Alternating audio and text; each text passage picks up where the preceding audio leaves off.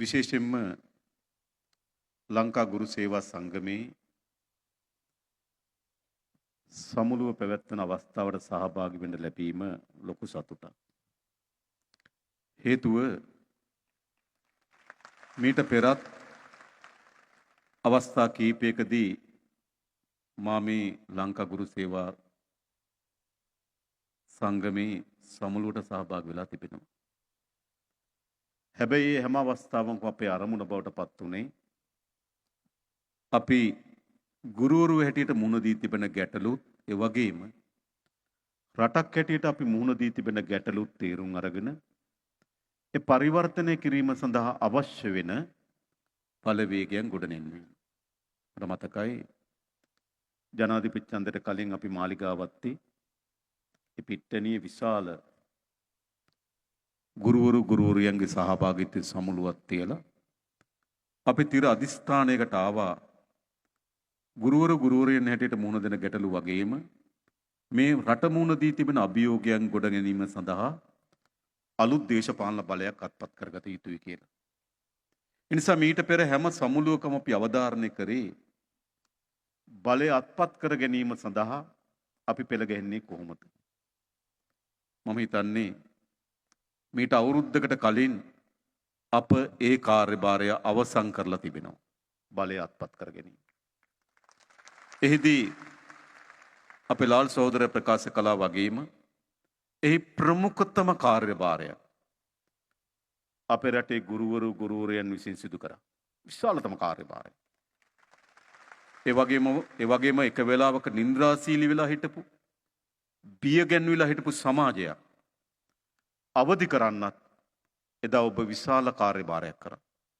මම හිතනවා පැවති පාලනය බිඳ වැටීමේ පළමු කුළුගෙඩි පහර එල්ල කරේ අපේ රටේ ගුරුවරියන්. ඒ නිසා විශාල මැදිහත් වීමක්, කැපකිරීමක්, වැඩ රාශියක ප්‍රතිඵලයක් හැටියට අපි අද බලය අත්පත් කරන් තිබෙනවා.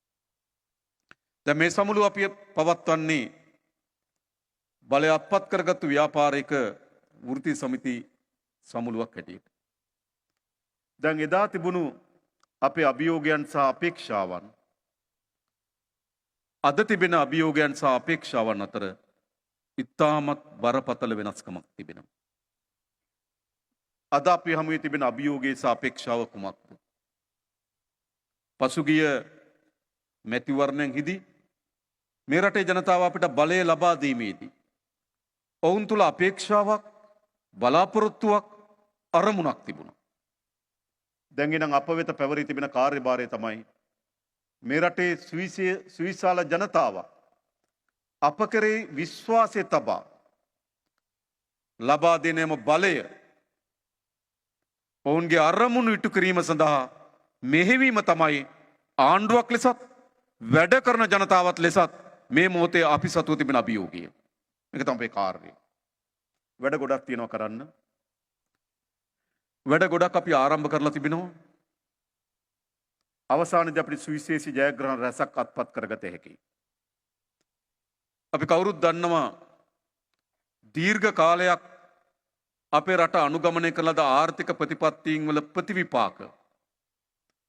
දීර්ඝ කාලයක් අපේ රට අනුගමනය කරන ලද දේශපාලන සංස්කෘතියේ ප්‍රතිවිපාක. දීර්ඝ කාලයක් අපේ රට අනුගමනය කළ ලද නීතිය ආධිපත්‍ය බිඳ වැටීමේ ප්‍රතිවිපාකවලට රටක් ජනතාවක් හැටියට අපි පහුගිය කාලේ මුහුණ දුන්නා. එහෙමනම් දැන් අපි සතුව තියෙන අභියෝගය තමයි පළමු කොටම අපේ රට ඉතාම ශක්තිමත් ස්ථාවර ආර්ථික පදනමක් නිර්මාණය කරගත යුතුයි. හැබැයි නීති විධාන ආධිපත්‍ය තහවුරු කරන්නේ නැතුව ගැටුම් වලින් තොර සමාජයක් නිර්මාණය කරන්නේ නැතුව ආර්ථිකයේ පමණක් ඉලක්ක කොටගෙන ගොඩනැගිය නොහැකි. නිසා ආර්ථිකයේ ගොඩනැගීමත් ඊට අදාළ පදනම් සකස් කිරීමත් අපගේ මූලික වගකීම. පදනම් නීතිය විධානයේ ආධිපත්‍ය පදනමක්. ඒ නිසා තමයි බොහෝ අය හිතාගෙන හිටියා තමන්ගේ රැස්වලල්ල විසින් හෝ තමන්ගේ බලයන් සහ ආරෝපණය කර තිබෙන පවුල් පරම්පරාවන් විසින් හෝ තමන්ගේ අත ගාවට නීතිය එන්නේ නැති වෙයි කියලා. හැබැයි අපි සමාජයට ඔප්පු කරමින් තිබෙනවා ලංකාව තුල යලි කිසිවෙක් නීතිය ළඟා නොවන ළඟා නොවිය හැකි කිසිවෙක් ලංකාවේ මීට පස්සේ නෑ. හැම කෙනා ගාවට නීතිය ඒක අවශ්‍යයි. හැබැයි තවත් ශක්තිමත් කළ යුතුයි. අපි ඒ කාර්යය කරන්න ඕන. ඒ වගේම දේශපාලන සංස්කෘතියේ විශාල පරිවර්තනයක් අපි කරන්න ඕන. හැබැයි ඒට සමගාමීව ආර්ථිකයේ ස්ථාවර භාවයක් සහ වර්ධනයක් අපි අත්පත් කරගත යුතුයි. ඒක තමයි වැදගත්ම ශේෂ්ත්‍රය. ආර්ථිකය ඉස්සරහට යනකොට අපි පැති කිහිපයක් කල්පනා කරලා තිබෙනවා. එකක් අපි කොහොමද මේ දෛනිකව ගොඩනැගෙමින් තිබෙන ණයබරෙන් මේ රාජ්‍ය මුදවගන්නේ? දැන් බොහෝ අය කියනවා 2028 වෙනකොට අපි ණය ගෙවීම ආරම්භ කරන්න තිබෙනවා. 2028 දී මේ ණය ගෙවීමට නොහැකි තත්ත්වයක් ඇති වේවි කියලා. ඔව් ඒක ඇත්ත. ඒගොල්ලෝ හිටියනම්. මතක තබා ගන්න දැන් ඉන්නේ අපි. එනිසා අපි තාමත් සැලසුම් සහගතව 2028 ණය ගෙවීමට සමත් වෙන ඊට ඔරොත්තු දිය හැකි ආර්ථිකයක් ගොඩනැගීම අපේ න්‍යාය පත්‍රයේ කොටසක් බවට පත් කරන් තිබෙනවා. එහිදී වැදගත් ශේත්‍ර ගණනාවක් තිබෙනවා. ඒක අපි වෙන දවසක වෙනම කතා කරමු. වැදගත් ශේත්‍ර ගණනාවක් තිබෙනවා. ඒ වගේම අපි අපේක්ෂාවක් තියෙනවා මේ ආර්ථිකය ලබා ගන්න ඉහළ ප්‍රතිඵල සැලකිය ප්‍රමාණකින් මම ඔබට එකක් කියන්න කැමතියි. ලංකා ඉතිහාසයේ වැඩිම ජාතික නිෂ්පාදනයට සාපේක්ෂව ආදායම ලබා ගන්න වසර බවට මේ වසර පත් කළ හැකියි. වැඩිම ක්‍රමානුකූලව අපේ ණය ගැනීම අඩු කරමින් අපේ ස්ව ශක්තියෙන් අපේ රාජ්‍ය ගොඩනැගීම සඳහා අවශ්‍ය වෙන අඩිතාලම සකස් කරමින් තිබෙනවා වැදගත් ශේත්‍ර. හැබැයි එහිදී අපිට අත්‍යවශ්‍ය වැඩක් තියෙනවා. මොකද්ද? අපිට ශක්තිමත් රාජ්‍ය සේවයක් ඕන. ලෝකේ දියුණු වෙච්ච හැම රටකම ඒ වැදගත්ම කාර්යභාරය අපේ රාජ්‍ය සේවයෙන් ඉටු කරලා තිබෙනවා. රාජ්‍ය සේවය විසින් ඉටු කරලා තිබෙනවා. දේශපාලන අධිකාරිය තිබෙනවා. මේ පැත්තෙන් ආර්ථික ප්‍රභවයන් තිබෙනවා. දේශපාලන අධිකාරිය තිබෙනවා. මේ පැත්තෙන් සාමාන්‍ය ජීවත් වෙන ජනතාව ඉන්නවා.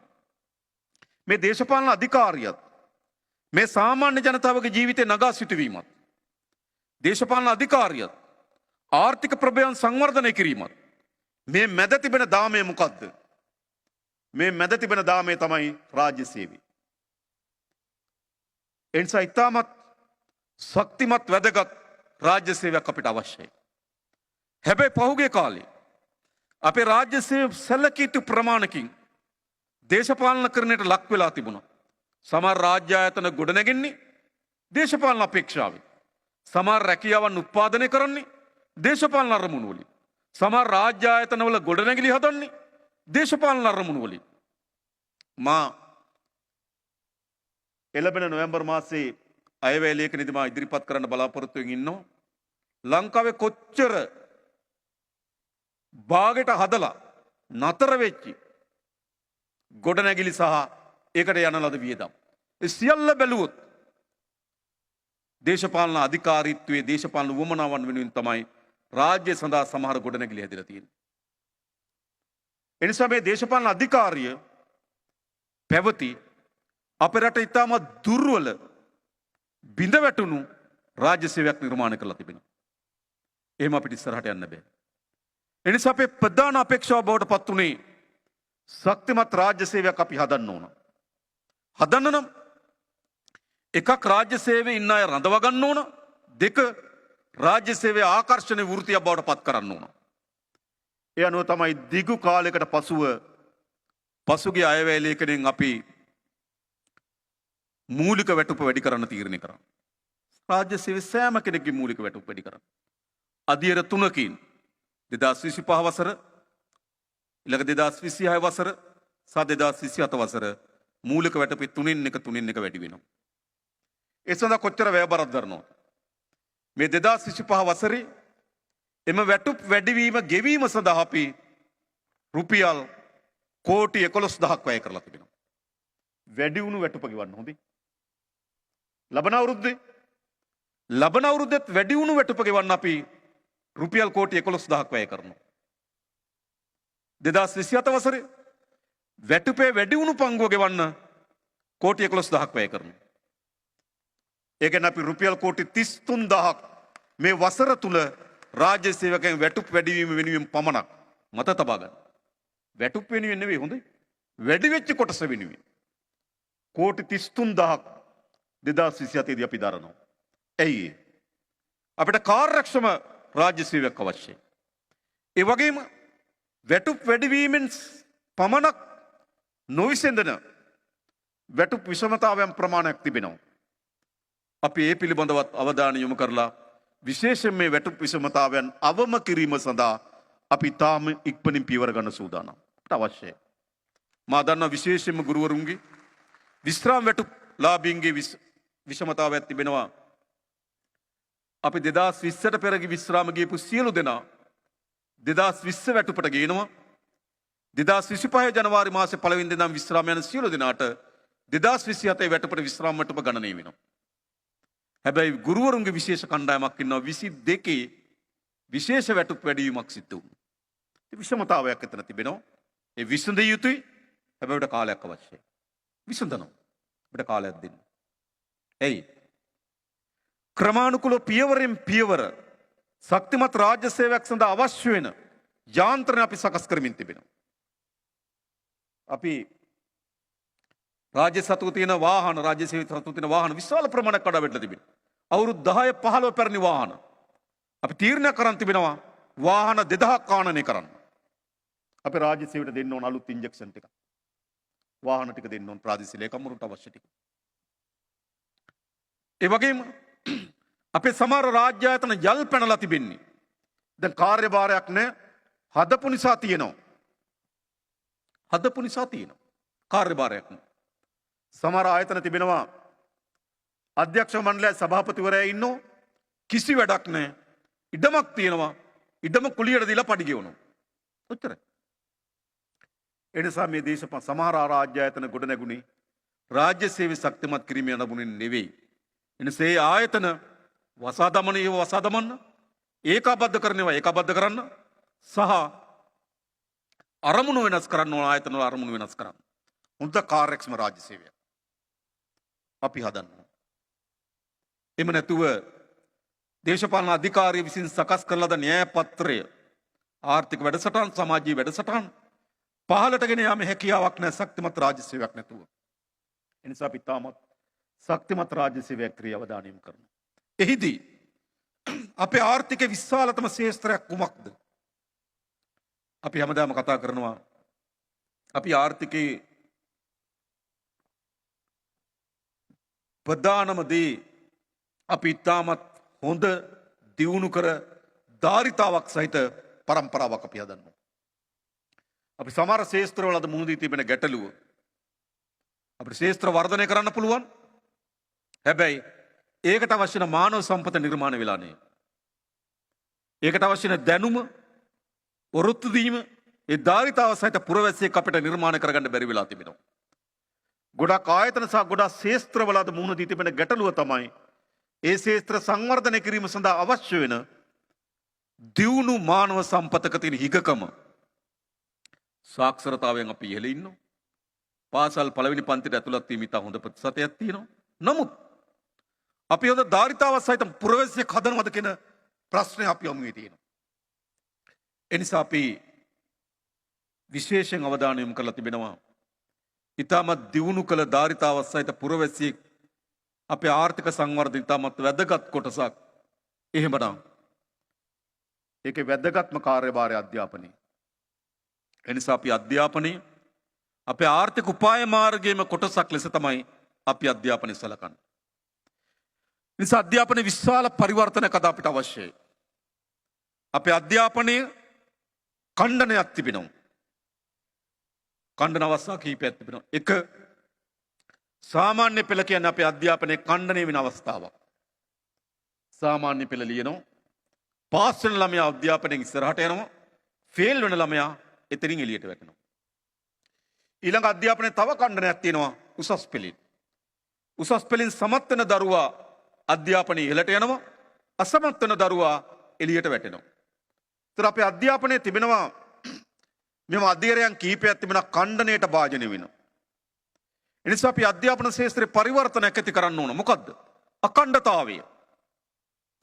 අවුරුදු 13ක පාසල් අධ්‍යාපනය අනිවාර්යයි. 13ක. එතනින් පසුව එයාට තියෙන සාම්ප්‍රදායික විශ්වවිද්‍යාල පද්ධතිය යන අධ්‍යාපනය වගේම ඒහා බැඳුණු තවත් එළියේ ශක්තිමත් අධ්‍යාපන මධ්‍යස්ථාන තියෙන්න ඕන. ඒ නිසා පළවෙනි පන්තියට ඇතුල් වෙන දරුවා 10න් හැලෙන උසස් පෙළින් හැලෙන විශ්වවිද්‍යාලයට යනකොට පමණක් අඛණ්ඩතාවයේ තියෙන අධ්‍යාපනයකින් අපිට පළක් නැහැ. අපි කරන්නේ මොකද්ද? පළවෙනි පන්තියට ඇතුළත් වෙන දරුවා උවිතාමත් දක්ෂතාවයක් හැකියාවක් ධාරිතාවයක් සහිත පුරවැසියෙක් හැටියට අධ්‍යාපනයෙන් එළියට එන්න ඕන. ඒ නිසා අධ්‍යාපනයේ මේ අඛණ්ඩතාවය අපිට අවශ්‍යයි. ඒ නිසා විශේෂයෙන්ම අපි අපේ වෘත්තීය අධ්‍යාපනය කරේ අවධානය යොමු කරලා තිබෙනවා. විශේෂයෙන්ම අපි සැලසුම් කරලා තිබෙනවා. දැනට අපේ තිබෙන වෘත්තීය අධ්‍යාපනය ඉතාමත් දුර්වල මට්ටමක තියෙන. රජයේ ලියාපදිංචි වුණොත් රජයේ වෘත්තීය අධ්‍යාපනයක් ලබා ගන්න ඒකෙන් උත්සාහ කුඩා ප්‍රමාණයක් තමයි අවසානයේ දක්වා රැඳී ඉන්නේ. මගින් යනවා. එයි ඒ සහතිකය පිළිබඳ වළංගුතාවය පිළිබඳ ප්‍රශ්නයක් තිබෙනවා. එම ආයතනවල පහසුකම් පිළිබඳ ප්‍රශ්නයක් තිබෙනවා. ඒ තිබෙන විෂය නිර්දේශයන් Tamanට ඉදිරියට යන්න ප්‍රමාණවත්ද නැද්ද කියන ප්‍රශ්නයක් තියෙනවා. ඒ නිසා මේ 10 11 ඒ පැත්තෙන් එළියට එන්නේ නැතුව ඒ දරුවන්ට අපි තව පාරක් හදන්න ඕන. ඒ හදන පාර තමයි වෘත්තීය අධ්‍යාපනය. අන්න ඒ සඳහා අපි අඩුම තමයි සෑම දිස්ත්‍රික්කයකම ඉතාම ශක්තිමත් වෘත්තීය අධ්‍යාපනය ලබා දෙන මධ්‍යස්ථාන 25ක් හදන්න අපි අපේක්ෂා කරමු. අමතනවා. ඔන්ට මොකද්ද වෙන්නේ? ඔන්ට සාමාන්‍ය තිබෙන අධ්‍යාපනය යන විශ්වවිද්‍යාල පද්ධතිය ඇතුළත් වෙන්න පුළුවන්. එතනින් එළිය අධ්‍යාපනය තිබෙනවා නම් මෙතන ඇතුළත් වෙන්න පුළුවන්. එනිසා අපි දරුවගේ අධ්‍යාපනයේ අඛණ්ඩතාවය ආරක්ෂා කර ගැනීම සඳහා අපි අධ්‍යාපන විශාල ප්‍රතිසංස්කරණයක් ඇති කරන්න අපි බලාපොරොත්තු වෙනවා. ඊළඟ මා හිතනවා මෙතන ඉන්න ගුරුවරයන් ඔබ මට වඩා දන්නවා අපේ අධ්‍යාපනයේ ප්‍රධානම ප්‍රශ්නේ මතුවී තිබෙන පාසල් පද්ධතිය.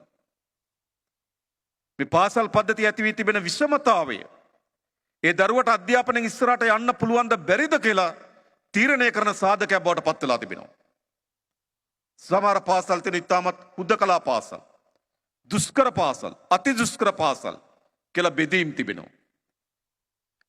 අධ්‍යාපනයේ ආරම්භයේදී පාසල් පද්ධතිය ආරම්භයේදී හුදකලා පාසල්, දුෂ්කර පාසල්, අති දුෂ්කර පාසල් වළංගුයි. හැබැයි දශක ගණනාවක් ගිහිල්ලත් එහෙම පැවතීමේ හැකියාවක් නොතිබිය යුතුයි. නමුත් තියෙනවා. තියෙන වගේම අපේ ගුරුවරයන් එම පාසල්වල විශාල වෙහෙසක් දරනවා දරුවන්ට අධ්‍යාපනය ලබා දෙන්න. ඒ සඳහා කුඩා දීමනාවක් ලබා දෙනවා. අපි මේ අයවැය ලේඛනයෙන් කල්පනා කරමින් තිබෙනවා එම ලබා දෙන දීමනාව යම් ප්‍රමාණයකින් වැඩි කරන්න. දුෂ්කර අති දුෂ්කර වගේ හුදකලා වගේ පාසල්වල ගුරුවරයන්ට අපි අපේක්ෂා කරන යම් දීමනාවේ වැඩිවීමක් අවශ්‍යයි කියලා අපේ වෘත්ති සමිතියත් එක්ක අපි සාකච්ඡා කරපු අපේ සහෝදරවරු ඒ පිළිබඳ අපිට කරුණු පෙන්වලා දීලා තිබෙනවා. මම කියන්න හදන්නේ හැබැයි අපි මේ පාසල් පද්ධතිය අලුත් නවීකරණයක් අවශ්‍යයි. විශාල ප්‍රතිවිරෝධයන් එන්න ඉඩ තියෙනවා. ඒ ආවත් ඒ ගමේම ඉපදිලා ඒ ගමේම ඉතාමත් වරප්‍රසාද සහිතව ඉතාමත් සංස්කෘතියෙන් පහළ මට්ටමක ඒ ගමේම පාසලට ගිහිල්ලා ඒ ගමටම දරුවා එළියට එනවා. ඒ දරුවට අලුත් සමාජයක් විවෘත වෙන්නේ නැහැ. අලුත් සංස්කෘතියක් විවෘත වෙන්නේ නැහැ. අලුත් අත්දැකීමක් විවෘත වෙන්නේ නැහැ. ඒ දරුවා හුදකලා වෙලා ගමේම තමන්ගේ ජීවිතේ කෙලවර වෙමින් තිබෙනවා. ඒ නිසා මම හිතනවා අපේ පාසල් පද්ධතියේ යලි ස්ථානගත කිරීමක් පිළිබඳ අපි කල්පනා කරලා තියෙනවා. මොකද අපේ පාසල් වලින් 18කට ආසන්න ප්‍රමාණයක් ළමුන් 50ට අඩු පාසල්. ඒක හොඳ තත්ත්වයක් නෙවෙයි. පාසල් වලින් 18ක ප්‍රමාණයක් වුණත් ළමුන්ගෙන් ඉන්නේ 1%ක ප්‍රමාණයක්. එම පාසල් වල ගුරු ශිෂ්‍ය අනුපාතය එකට 5යි. ගුරු ශිෂ්‍ය අනුපාතය ඉතාමත් ප්‍රශස්තයි එකට 5යි. නමුත් ළමුන්ගෙන් 101යි පාසල් වලින් 18යි. නිසා අපි කල්පනා කරන්න ඕන යලි මේ පාසල් පද්ධතිය ළමයි විශාල ප්‍රමාණයක් ගැවසෙන සංස්කෘතික අවස්ථා තිබෙන ක්‍රීඩා තරඟ තිබෙන නේද චිත්‍ර තරඟ තිබෙන නැටුම් ටීචර් ළමයි රාශියකට නැටුම් උගන්වන සංගීතය හදාරන දරුවෝ විශාල ප්‍රමාණයක් ඉන්න ක්‍රීඩා කරන දරුවන් විශාල ප්‍රමාණයක් තරඟට දුවන එම පාසලක් අපිට අවශ්‍යයි. හැබැයි අපේ පාසල් වල විශාල පංගුවකට සිද්ධ වෙලා තියෙන කුමක්ද? තරඟයක් තියෙන තරම් දරුවෝනේ එක වයසේ සංගීතය උගන්වන්න තරම් හැකියාව තියෙන දරුවන්ගේ ප්‍රමාණය අල්පයි. මෙහෙම වෙලා මොකද වෙලා තියෙන්නේ? ඒ දරුවන්ගේ එක පැත්තකින් ජීවිතේ විශාල විනාශයකට යනවා. අනිත් පැත්තෙන් ගුරුවරයන්ගේ තමන්ගේ තියෙන හැකියාව දක්ෂතාවය තමන්ගේ දරුවන්ට ලබා දෙන්න බැරි වී තිබෙනවා. ඒ නිසා අපි විශේෂ අවධානයක් යොමු කරලා තිබෙනවා මෙම පාසල් පද්ධතිය යලි ස්ථානගත කිරීම පිළිබඳව. මා හිතනවා අපේ ඔබගෙන් සහායකට අවශ්‍යයි. මොකද අපි කිසිසේත්ම අපේ දරුවන් හුදකලා වෙලා අධ්‍යාපනය විනාශ විය යුතු නැහැ. අම්මලා තාත්තලා විශාල කැමැත්තකින් තමයි තමන්ට නොලැබුණු දේ තමන්ට අත්පත් කරගන්න බැරි දේ තමන්ට වඩා හොඳ ජීවිතයක් තමන්ගේ දරුවන්ට ලබා දෙන්න ඕන කියලා විශාල අපේක්ෂාවකින් තමයි දරුවෝ පාසලට එවන්නේ. මතක තබා ගන්න. ඔබට බාර දෙන්නේ දරුවා දෙමව්පියන්ගේ සිහිනයක් තිබෙනවා. මොකද සිහිනේ?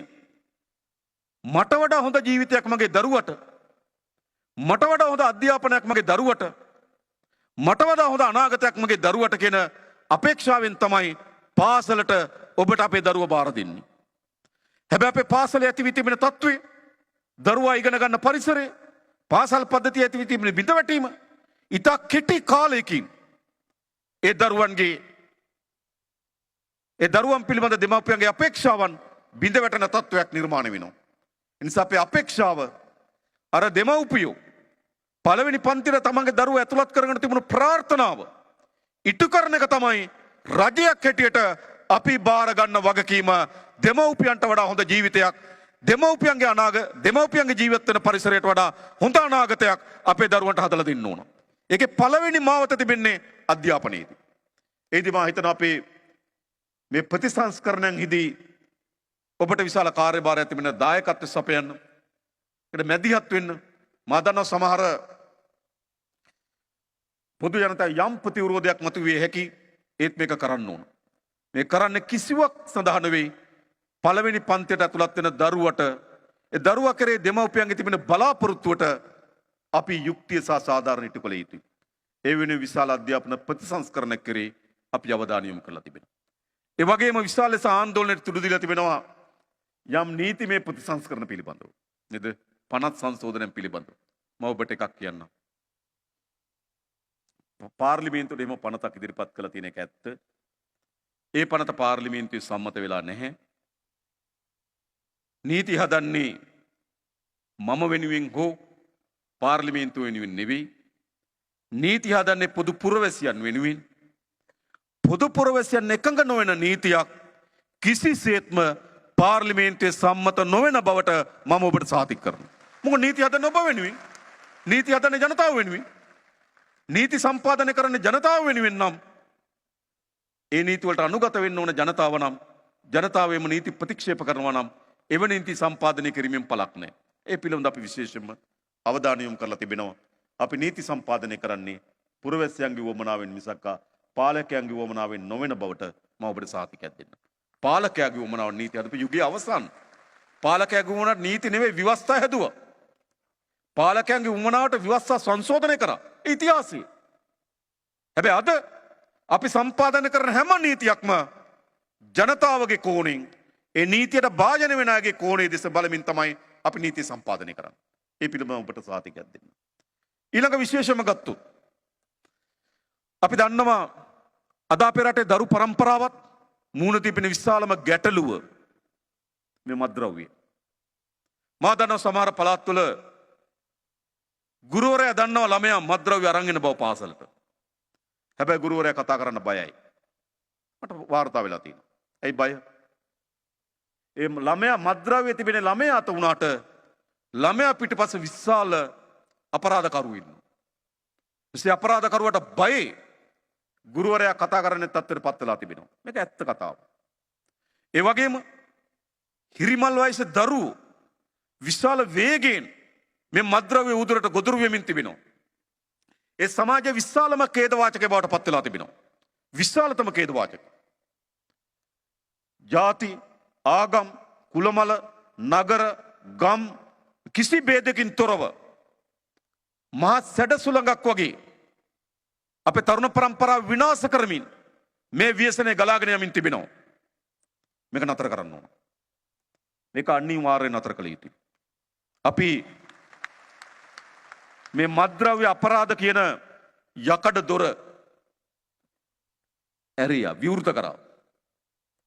හැබැයි විවෘත කරලා බලනකොට අපි හිතනවාටත් වඩා වැඩි භයංකාර චිත්‍රයක් අපිට පේනවා. අපි හිතනවාටත් වඩා වැඩි භයංකාර චිත්‍රයක්.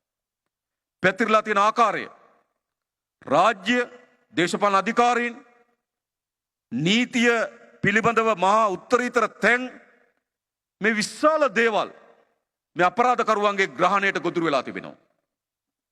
එනම් මේක අපි ඒ භයානක චිත්‍රය දෙස බලා අපිට ආපහු දොර වහලා එළියට එන්න පුළුවන්. එහෙම නැත්නම් දොර ඇරලා ඉදිරියට තියපු පියවර අපිට තවත් ඉදිරියට ගෙනියන්න පුළුවන්. අපි ආණ්ඩුවකට තීරණය කළා තිබෙන්නේ මේ දොර වහන්නේ නැහැ. ඇරලා ඉදිරියටම ගිහිල්ලා මේ ව්‍යසනය විනාශ කරනවා. මේක විනාශ කරනවා. මම හිතනවා අපිට හොඳ උගත් දැනුවත් අනාගතය පිළිබඳ විශ්වාසය තැබිය හැකි දරු පරම්පරාවක් හදනවා නම් අපි මේ කාර්යභාරය කළ යුතුයි. ඔබ ඔබගේ දරුවට උගන්වනවා, වෙහෙස මාංශ වෙනවා, දරා ගන්නවා, ආදරය කරනවා, ලෙන්ගතුකම් පෙන්නනවා. හැබැයි දරුවා මේ මත් උවදුරේ ගොදුරක් බවට පත් වෙන ඔබගේ දැස් ඉදිරිපිට ඔබ පාසල් යනකොට ඉගෙනගත්තු දරුවා ඔබට නගරයේදී හම්බ වෙන ටික කාලයකදී මද්ද්‍රව්‍යයට ගොදුරු වූ කෙනෙක් හිටියද? ඔබ පාසලට යනකොට උගන්වපු දරුවා ඔබේ සෙනෙහ විඳපු දරුවා ඔබට හම්බ වෙන අපරාධකාරයෙක් ලෙස පාරේදී. එයි ප්‍රධානම මේ මද්ද්‍රව්‍ය සහ ඒහා බැඳුණු අපරාධ ජාලය. එනිසා අපේ රට ඉස්සරහට යන්න බෑ මේ මද්ද්‍රව්‍ය සහ අපරාධ ජාලය විනාශ කිරීමකින් තොරව. එනිසා මම හිතන්නේ අපි අදත් අපි විශාල රැස්වීමක් අවස්ථාවේ පවත්වන සූදානම් කරලා තිබෙනවා. අපි සෑම පැත්තෙම මේ උවදුර විනාශ කිරීම සඳහා ගත හැකි හැම පියවරක්ම ගන්න බව මම ඔබට සපත කරනවා. මේ කරනවා. කළ යුතුයි. ඒ වගේම මම හිතනවා සමාජයක් සෑම විටම අලුත් පරිවර්තනයන් දෙස සැකමුසු කොහොනෙන් බලන එක ස්වභාවයි. සාමාන්‍ය මිනිස්සුන්ගේ ලක්ෂණය පුරුද්දට ඇබ්බැහි වෙනවා. පුරුදු දෙයට බය නැහැ. පුරුදු දේ දෙස සැකයෙන් බලන්නේ. හැබැයි වෙනස්කම් වලට බය වෙනවා. වෙනස්කම් සැකයෙන් බලනවා කමක් නැහැ. සැකයෙන් බලන්න. හැබැයි මේ වෙනස්කම් අපි ඉදිරියට ගෙන යන්න ඕන. මේ සෑම ශාස්ත්‍රයකම ප්‍රගතිශීලී වෙනස්කම් ඉදිරිගාමී වෙනස්කම් වලට අවශ්‍ය වෙන පියවර අපි තබලා තියෙනවා. අන්න ඒ පියවර ඉදිරියට ගෙන යාමේදී එදා බලය පිහිටවීම සඳහා මා සක්‍රීය බලවේගයක් වුණා හා සමාන ලෙස ඔබ මෙම ප්‍රගතිශීලී ඉදිරිගාමී පියවරයන් ඉදිරියට ගෙන යාමේ වාහකයන් ආරක්ෂකයන් බවට පත් වෙන්න ඕන. ඔබ කතා කරන්න ඕන මේ වෙනුවෙන්. මේ කිසිවක් මතක තබා ගන්න. අපේ ආණ්ඩුව සම්මත කරන කිසිදු කැබිනට් පේපර් එකක්, අපේ ආණ්ඩුව ගන්න ලබන කිසිදු තීන්දුවක්, අපේ ආණ්ඩුව සම්මත කළ කිසිදු පනතක්, අපේ ආණ්ඩුව යොදවන ලද කිසිදු ව්‍යාපෘතියක් පුද්ගලිකව මට හෝ අපේ අමාත්‍ය මණ්ඩලයට හෝ අපේ මන්ත්‍රීවරුන්ට හෝ වමන ඒ සඳහා වූ ව්‍යාපෘති නෙවෙයි. ඒ සියලු වෙනස්කම් පොදු ජනතාවගේ වමනාවන් වෙනුවෙන්. ඔබට මම ඒක කියන්නම්. අපි ව්‍යාපෘතියක් ආරම්භ කරනවා නම් ඒ ව්‍යාපෘතිය මනින් නිර්ණායකය මොකද්ද? මට කීයක් ලැබෙනවද කියන එක තමයි ඉස්සර නිර්ණායකය. ජනාධිපතිවරයාට කීයක් ලැබෙනවද? ඇමතිවරයාට කීයක් ලැබෙනවද? අද නිර්ණායකය ජනතාවට කොච්චර ප්‍රතිලාභ ලැබෙනවද? ඒක තමයි අපේ නිර්ණායකය. අපි නීතිය සම්පාදනය කරන්නේ ඒක මොනතරම් අපේ රට ශිෂ්ට සම්පන්න භාවයට පත් කිරීම සඳහා වැදගත්ද? එහෙම නැතුව අපිට බලය ශක්තිමත් කර ගැනීම සඳහා මේ නීතිය අවශ්‍යද නැද්ද කියන එක නෙවෙයි. හැම එකක්ම බලන්නේ අපි එහෙම. ඒ නිසා ලංකාවේ පළමු වතාවට දේශපාලන අධිකාරියක් ගොඩනැගිලා තිබෙනවා. තමන්ගේ පුද්ගලික පටු අරමුණු වෙනුවෙන් මෙහෙවපු රාජ්‍යයක් පොදු ජනතාවගේ අරමුණු වෙනුවෙන් මෙහෙවන රාජ්‍යයක් බවට පරිවර්තන වෙලා තිබෙනවා. සෑම තීන්දුවක්ම සෑම තීරණයක්ම පොදු ජනතාව වෙනුවෙන්. ඒ නිසා මම ඔබට ආරාධනා කරන්නේ එහෙම හැම තීන්දුවකම ආරක්ෂකයින් සැකය විමසන්න. අවිශ්වාසයක් තිබෙනවා නම් අහන්න. හැබැයි ඒ තීරණය වෙනුවෙන් පෙනී හිටින්න. මොකද අපිට අවශ්‍යයි දේශපාලන අධිකාරියට පමණක් මේ පරිවර්තනය කළ නොහැකි. මේ කරන්න නම් විශේෂයෙන්ම අපේ රටේ ප්‍රබල මතවාදී බලයක් තිබෙන ගුරු පරම්පරාව වන ඔබගේ සහාය අපිට අවශ්‍යයි. ඒ නිසා මම හිතනවා අධ්‍යාපනයේ ප්‍රසංස්කරණය පමණක් නොවේ මේ රට පරිවර්තනයේදී ඔබගේ දායකත්වය ඉතාමත් වැදගත්. අපි එකට එක අරමුණකට පොදි බැඳලා අවුරුදු කීපයක් වැඩ කරමු. සහතික වශයෙන්ම අපේ අපේක්ෂා කරන ලද ප්‍රතිඵල ලබාගත හැකි. ඒ වෙනුවෙන් අපි හැමදෙනාම එකතු වෙමු කියලා ආරාධනා කරමින් මම නතර වෙනවා. බොහොම ස්තුතියි හැමදෙනාටම ජය වේවා කියලා ප්‍රාර්ථනා කරමු.